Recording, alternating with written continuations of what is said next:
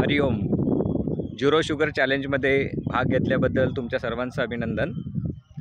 या 5 ते 6 दिवसांच्या प्रवासामध्ये तुम्हाला तुमच्या शरीरातलं एक वेगळं चैतन्य जाणवत असेल. पहिले 2-3 दिवस टफ गेले असतील.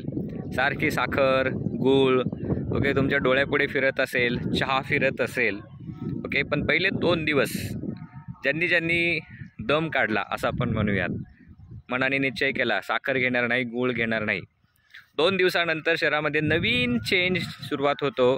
पहिल्यापेक्षा आता जास्त प्रसन्न वाटेल, ऊर्जेची लेवल वाढली असेल, एनर्जी लेवल हाय झाली असेल, थकवा येणार नाही, खावखाव सुटणार नाही. तर हे साखर बंद केल्याचे परिणाम आहेत. रेडीमेड ज्या सहज आयत्या गोष्टी शरीराला मिळतात त्यामुळे आपलं शरीर डल होतं, मन डल होतं, एनर्जी आपली कमी होते.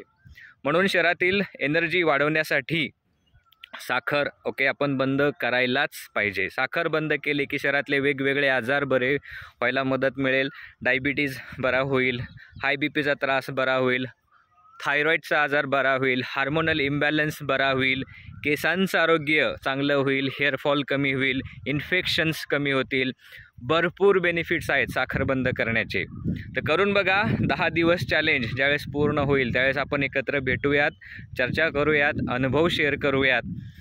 जास्त छान वाटलं हे चॅलेंज. तर पुढील महिन्यामध्ये आपण अजून जास्त दिवसांचं चॅलेंज आपण निर्माण करूयात, करून बघूयात. करके देखो. हरिओम.